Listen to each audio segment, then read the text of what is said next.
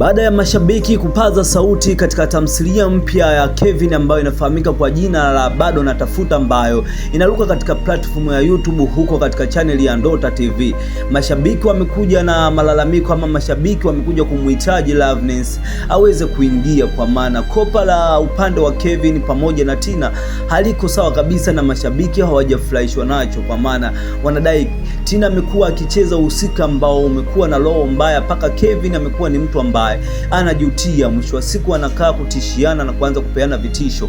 Mashabiki wengi nimeweza kukuwekea comment hizi hapa uweze kuziona kwamba wanamhitaji Loveness kivipi, kwa maana movie wanaiona kama movie, wanadai kwamba movie ni nzuri, lakini wanamhitaji huyu mwanadada ili aweze kuja kunogesha zaidi, kwa maana kopa la Kevin pamoja na Loveness, kopa moja ambalo ni pendwa zaidi na watu ama mashabiki wamekuwa wakifurahi wakiona hawa watu wawili wakiwa wanafanya kazi pamoja.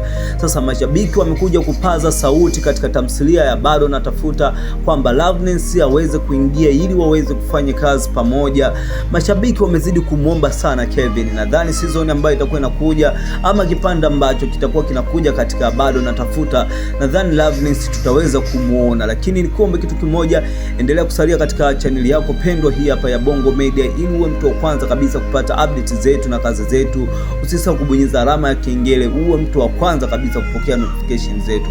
Acha comment yako hapo kutokana na mtazamo wako. Je, Loveness anatakiwa uweze kurudi kukava nafasi yake au Tina endelee kusimama katika nafasi yake hiyo?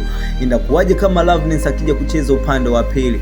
Itanoga kama jinsi watu ambavyo wameweza kumpokea Tina, na tofauti kabisa na Loveness, lakini watu wengi wamezidi kumuomba sana kwamba Loveness aweze kurudi katika tamthilia hiyo ama aweze kuingia katika tamthilia hiyo, na imani kabisa kwamba Kevin ambaye ni mtaalamu katika movie ya Bado Natafuta atakuwa anafikiria, kwa maana ni msanii wake, hawezi kumwacha hivi. Ni lazima tu tutakuwa kwamba huko mbeleni tutazidi kumuona kutokana na movie ama story jinsi inavyoenda, kwamba Loveness inamhitaji ili waweze kukaa poa zaidi. Sasa tunasubiria kwamba next season ambayo inayokuja tutategemea kumuona Loveness kiukubwa zaidi, lakini pia kiutaalamu zaidi, kwamba ule ufundi Loveness aliokuwa nao atakuja kuonyesha pia huku katika Bado Natafuta. Tumeweza kumuona katika tamthilia tofauti ambazo ameweza kufanya poa, lakini upande wa Tina mashabiki hawajamuelewa kabisa kwamba kucheza Kevin na Tina wakiwa kwenye mahusiano, watu hawajaelewa kabisa.